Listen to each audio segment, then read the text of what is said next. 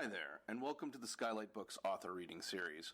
If you'd like to learn more about us and our many upcoming author events, please visit skylightbooks.com, where you can browse our inventory, buy books, and join our Friends with Benefits Club. You can also follow us on Twitter, Tumblr, and Facebook. To speak to a real live bookseller like me, please call 323-660-1175. Thanks for your support, and enjoy. It's no secret that box offices are struggling. Revenue is down 10% for 2019. The Fat Cat studio execs keep greenlighting overproduced Transformer and Dune reboots and Tarantino flicks, elevating the prospect of a quick buck over truly artisanal filmmaking, the consumption of which could function as a special kind of social capital. Say, heck yeah, I saw the one about a swarm of cockroaches that takes on the form of a sexy lady and drives a sports car, and watch as real human connections are made. The good that could come of these films is truly, literally incalculable. As both the real and cinematic world crumble around us, a lone voice of reason calls out in the stifling heat of the LA night.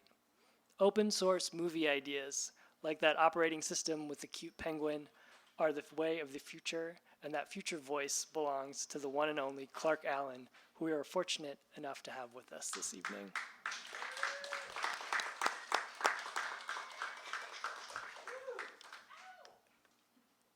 Clark Allen has applied himself to a number of mediums over the course of his life. His work has appeared in an erratic array of publications, including the Times-Picayune, Bloomsbury Academic, and Maximum Rock and Roll.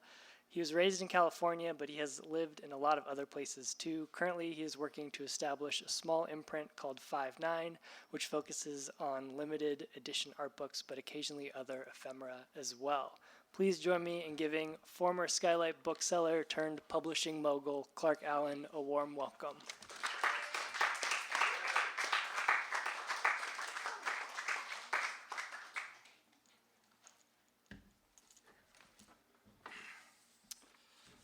Anyway, I'm not a great public speaker, so I'm just going to dive right in. Idea number 432.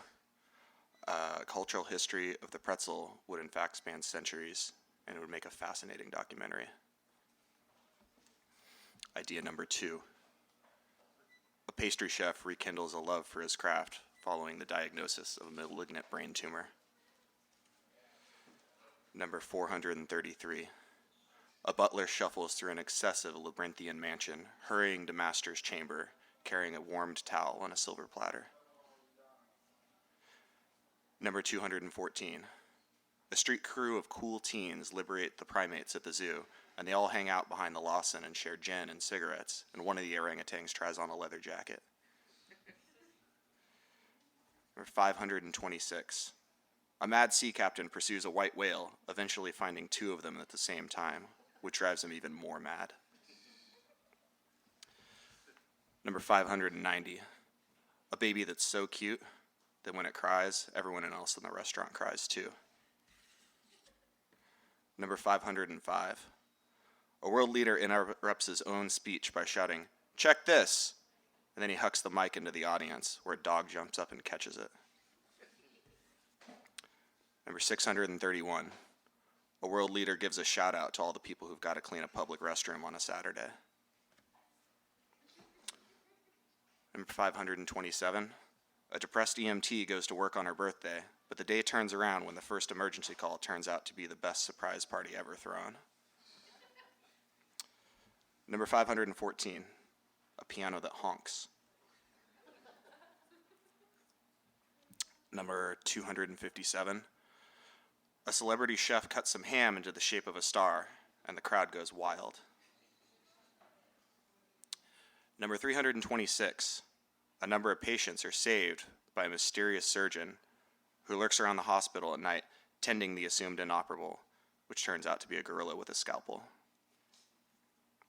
Number 7, a new father is so excited that he pukes when he sees his son. Number 406, a pig in shit is disgusted by its situation and feels fairly unhappy. Number 410, a chicken lays eggs with such force that they blast through the entire planet, and the government has to arrange for someone to wait on the other side with a catcher's mitt 24/7 to collect them. Number 574, a soothing compilation of dusty objects being cleaned with a damp cloth.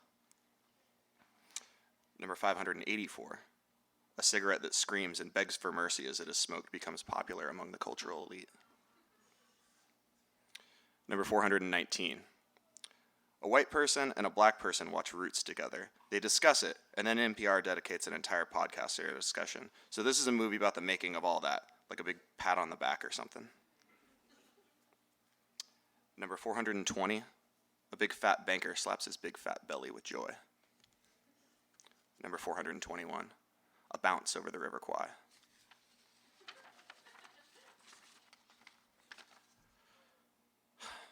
Number 425, a guy who works as a gigolo to support a heroin habit, and a woman who's obsessed with Victorian fabrics and cutting herself fall in love. Number 469, a version of The Merchant of Venice in which the deal is for a Nike of flesh. Number 251, a documentary about an egg the size of a house, who laid it, how it got hard-boiled, and who gets to take a bite. Number 260, a human trafficker discusses the many downsides of his work, including feelings of intense shame and guilt without redemption. However, at the end of the day, he decides it's the money that really matters. Number 309, a talking sandwich dares people to eat it. Come on, you fucking cowards, it screams. Number 319, a hospital run by clowns cures disease with just one prescription: laughter. Number 508, a factory farm that is so cruel you can taste the unspeakable fear and excruciating pain within upon consuming its products.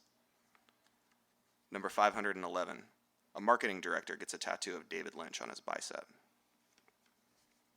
Number 506, a Star Wars movie forgoes ads and just uses free social media for promotion, instead allocating what would have been a marketing budget to sensible projects like building affordable housing, needle exchanges, youth centers, etc. Number 548, a pregnant woman begs for change on the metro. Number 380, a number of American senators, congresspeople, and judiciary appointees actually spend a few minutes contemplating the challenges of poverty. Number 195, a Boston Terrier becomes the mayor of Boston. Number 196, a blue healer wears blue high heels at the fashion show. Number 197, a German shepherd is herding all the Germans into one big field. Number 198, a seeing eye dog gazes into the microscope. Number 199, a husky gets fat. Number 200, a King Charles Spaniel lifts its leg and urinates all over the face and hands of some nameless groveling peasant. Number 201, a poodle manages a toy shop. Number 203, a Great Dane brings peace and equality to Denmark. Number 194, a psychic prison created by free jazz. Number 200, a man who can't count suspects he has too many fingers. Number 327, a number of orphans actually come from eggs, and we gotta find out who's laying them. Number 202, a detective grows a ponytail overnight, and he's gotta figure out why. Number 206, a golden retriever teaches us that gold is truly valueless, and that the only thing worth retrieving is the inherent compassion you have for other life in this world, buried deep within your heart. Number 431, a doctor cures cancer. Number 432, a doctor cures being a racist, misogynistic, transphobic piece of shit. Number 647, a room temperature Mountain Dew is evidence in this case, but the bumbling public defender accidentally drinks it. Number 211, a catered wedding at which 24-inch tater tots are served by mistake. Number 437. A wealthy citizen pens a manual on how to lick a boot and commands it to be distributed among the poor, writing off the expense as an act of philanthropy. Number 440. A white boy on sax is way too honky. Number 449. A derivative futurist that believes he is explaining something, when in fact he is explaining nothing. Number 467. A squawk so loud, it blows the clothes right off your body. 482. A Chanel bag that cries for help when there's no money inside. 493. A baby lawyer takes on the case of a lifetime. Number 184. A bunch of skunks team up to spray the mayor one after the other. Like 30 skunks. Number 384. A skunk that sprays Axe body spray. Number 104. A coroner that loves pranks builds an elaborate marionette at a life-size scale and uses it to terrorize his assistant. Number 106. A rebellious strawberry farmer gives a controversial speech at this year's Strawberry Festival. Number 389. A vegan restaurant boasts a cool chef who will create a tofu approximation of you for you to eat on your birthday. Number 597. A duvet turns out to be a huge waste of time. Number 167. A major police force disbands after collectively realizing that their role in society is neither a force of order nor good, but is in fact a program of violent stormtroopers designed to maintain systemic oppression of those who are arbitrarily deemed unequal by a racist and sexist ruling class of capitalist war profiteers who are unable to account for their own actions and completely lack the skill to verbalize what they're even afraid of. Number 542. A break in the clouds reveals an angel playing the drums. Number 550. A cryopod hisses open, revealing Reagan's corpse at maximum charge. Number 630. A substitute teacher teaches the class about 9-inch nails. Number 592. A clown furiously bangs his squeaky rubber gavel in the court for order, but the court keeps giggling anyway. Number 617. A baldy descending the staircase. Number 610.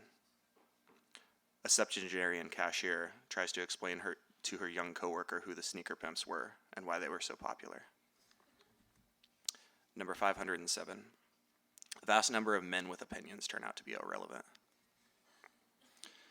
Number 624. A pastor determines that the likelihood of ascending to heaven is directly proportional to the number of spiders one rescues from the shower in their lifetime. Number 632. A worldwide network of lonely people complaining becomes inexplicably popular. Number 643. A cop accidentally handcuffs his penis to his partner's penis, and then he loses the key in his own ass. Number 635. A wise old toad kept in the drawer in the judge's chambers has to be consulted in this particular case. Number 588. A no-holds-barred contest for best capitalist, judged by God and Satan. Number 631. A more glamorous city. EMTs arrive bejeweled, municipal service workers grin with gold teeth inset with precious stones, and mail carriers adorn themselves with fine silks that billow in the wind as they deliver their holy cargo. Number 569. A new dictator immediately remodels his predecessor's office to function like that one Jamiroquai video. Number 546. A berry that's so juicy, Dad has to get the mop out. Number 570. A frat boy sucks a marble through a straw on a dare, and it's really impressive, but he also chokes to death on that marble, and people talk about that at his funeral. Number 569. A bubble that floats on the breeze one can't help but follow. Number 169. A great new product has all the people talking. Number 490. A family buys a house and fills it with arbitrary bullshit and they live meaningless lives until they die. Number 586. A pig lays an egg, which signifies the end times. Number 69. A huge spiral rotates on the screen, hypnotizing the audience into watching the show all over again.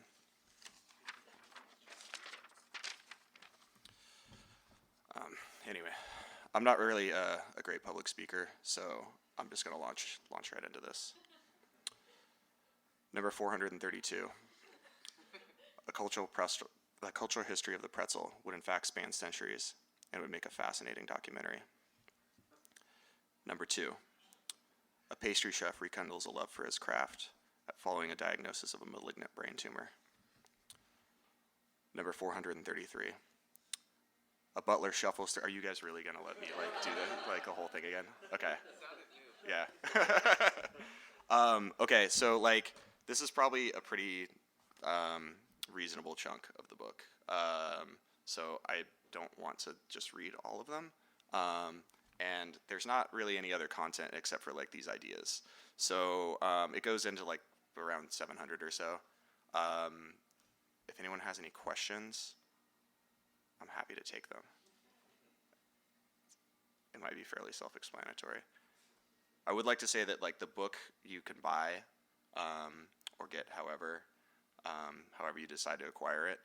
But the ideas are all copyright free. So if you are in the film industry, I do not care if you make one of these movies. Ideally, I would like to see all of them in one movie, but I understand that's really tough. So if you know anyone, if you're into this sort of thing, you're a filmmaker or whatever, any screenwriters in the house or whatever, do it, and I will pay the $15, $20, whatever it costs to go to the movies these days. I'm really disappointed in what's going on out there. So these are just some things I think would be neat. And also, abstractly, they're think of them in various, they could be really Warholian, maybe it's just 6 hours of a piano that honks. It could be, yeah, it's up to really the reader to use their imagination. And otherwise, I don't really have a lot more to say. Okay. Yes, sir. I don't know. I wrote this over a pretty long period of time, very casually, and when I rewrote them all by hand to make the book, I couldn't, a lot of them I was I don't even remember thinking that ever in my life. And so some of the ones that surprise me are my favorites. I think The Man Who Can't Count Who Suspects He Has Too Many Fingers. I remember feeling very smug about that when I wrote it. I thought it was super clever. But yeah, I don't really know if I have a particular favorite. The things that were revealed to me in writing this were funny. I learned a lot about things that I'm weirdly obsessed with that I hadn't really, there's a lot of eggs and bathtubs in it. A handful of other things. I knew I liked dogs. I don't know what else. Anything else? Yes, sir. How long have you been into cinema? What are your influences? Well, so actually, I can kind of answer that question seriously. I've never really been. I liked cinema when I was a teenager, and then I stopped caring. And it's pretty rare that I am even aware of what movies are in theaters unless it's on a billboard or something. And even then, I'm is it a show? Is it a movie? I don't know. That's probably the fault of Marvel and Disney and stuff too, because you just can't tell.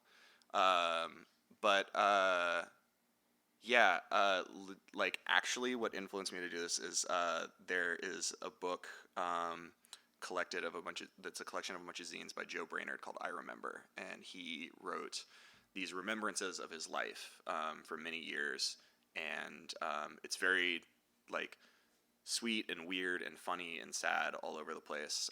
It's one of my favorite books. It's one of the if you're looking for a gift for someone and you don't know them that well, it's a really good one. But yeah, begins every vignette within the book with "I remember," and that helps like establish this very specific pace to the book. And I realized that that was pretty cool.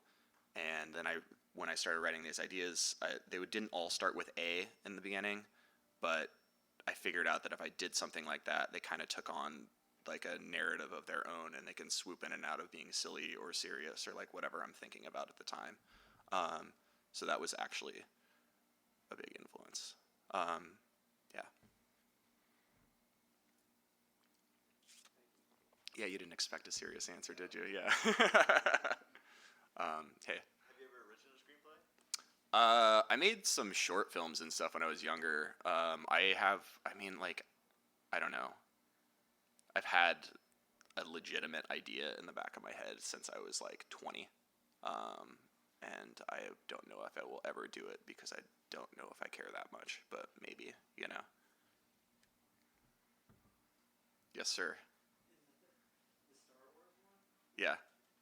Is the movie Well, so about there are Star Wars movie, or is that the Star Wars? there are things in there that I think about that I'm like, well, that's kind of an idea that maybe pertains to the movie industry as a whole, and the title I feel like yields to that, where people can kind of make up their own mind. But I started thinking about it a while ago, and I was like, I think for that to ever happen, they would need to make a movie about it first, and then it might actually happen. But yeah, it's really up to you to decide. Yeah. Anyone else got what's happening? Cool. Okay, so one last thing. Actually, did mean to tell this, and I actually forgot. Wait, two last things actually. So, when you were asking about my influences, I have a good friend named Stefan, and he is an interesting character. I would call him a savant or something, because in the same breath he can say the dumbest fucking thing you've heard in your life, and then also like totally dazzle you with this bizarrely correct weird fact out of nowhere that pertains to the conversation or whatever. He's an interesting character. So Joe Brainerd was an influence on this, but my friend Stefan, the first time I ever had anything published was in the San Francisco Bay Guardian when I was like 23 or 24. And my friend Stefan hit me up, and he's like, "Hey man, I've been writing this script for a movie. Can you come over and read it? I want a real writer to read it." And I was like, "Oh my god, no way." Okay, so that's funny. And I get to his house, and he shows me this script for a movie, and it's like, it's handwritten, and it's on 2 pages of just like loose leaf, like binder paper. And just the cutest thing at the top, and just big Sharpie, it just says "My Movie." And I was just like, and immediately I was like, this is so beautiful. Like, I love it, you know? And that is actually like kind of the genesis of like making the zine and stuff. And his movie was about a kid, if I'm remembering it right, it was a kid who's like a nerd all through high school. He gets picked on really hard, and then he takes a bunch of acid in the woods. And then on his last day of school, he's the valedictorian. And on his last day of school, he comes back from his acid trip, and he realizes like why he's been picked on, and he's had this great revelation about like who he is as a person. So he goes up to his valedictorian speech, and he gives the speech that the president gives in Independence Day before they fight all the aliens. And that was his entire movie. And I was like, that is like so fucking cool. Like, I loved it. Yeah, and if you like look in the back of the book is dedicated to him. So yeah, he really was like, he gave me the first quote unquote movie idea. Also a note that since I have a microphone right now, I do have like a little site. I sell these things online and stuff like that. And I've been meaning to put this disclaimer on there, but I hate getting onto the internet to do all this stuff because I don't like laying out sites. But if you see stuff that I'm selling on there, and I think you can get an idea reading through this book of kind of where I stand, like socially and politically and such.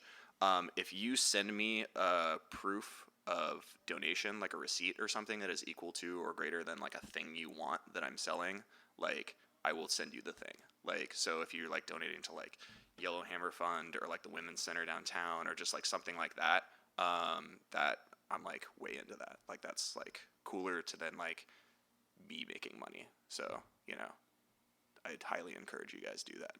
Be like good people, you know. Unless there's anything else, I think that's it. That's all I got. Okay, cool. What's the last movie you saw in theaters? I saw that new Spider-Man movie. Yeah. Yeah.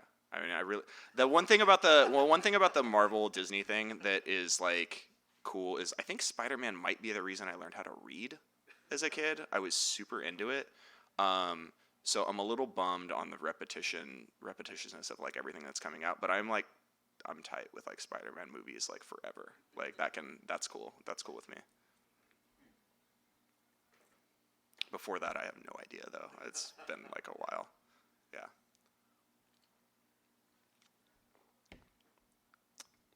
What's up? Oh man, Venom is so sick. Oh my god, it's so good. I mean, anything with San Francisco in it like makes me really happy. Because I grew up in the Bay and I lived in SF for like 10 years. And that is like, oh, you know what? I saw Last Black Man in San Francisco, which is great. And that has this like really like visceral representation of San Francisco where they really nail it and like get the vibe down and all that. And I was feeling really like good about watching that movie in theaters, but I straight up got the same thing from fucking Venom. Like, just because I just like I miss home, you know, and the city's different now, and I'm just like, oh god, like, oh SF, and it's just like the stupidest shit like happening on screen. But yeah, I did see Venom. Venom was tight. Oh hey, what's up? Were there any movie ideas where you were like, you had the idea and then you also maybe thought like an actor that should be a part of that? Probably. I can't think of any off the top of my head. Yeah, I don't know. Wait, who's a good actor? Are there? Yeah, Tom Cruise. Yeah, Tom Cruise could definitely be one of the kids that hangs out with the primates and smokes a cigarette. That'd be sick. He could also smoke a cigarette that screams and begs for mercy. That'd be cool too. Yeah, I don't know. I should think about that. That's good. All right. Yes, sir. Have you ever written one and then immediately realized that it's actually a movie? I don't think so. No. Oh, there's one that I took out of the book that was that kind of got made because it came before I had even printed any of the zines, and it was something about like a teddy bear comes to life with a rude dude, bad boy attitude, I think was it. And then that fucking Seth MacFarlane movie Ted like came out, and I was like, no, like I like didn't want to. I mean, I don't know, whatever. I don't really think about Seth MacFarlane very much, but I was like, that weirded me out. I didn't like that. It's your fault. Yeah, it's just, thanks. Yeah, sorry. Yeah. Thanks a lot, everyone. I really appreciate that you came.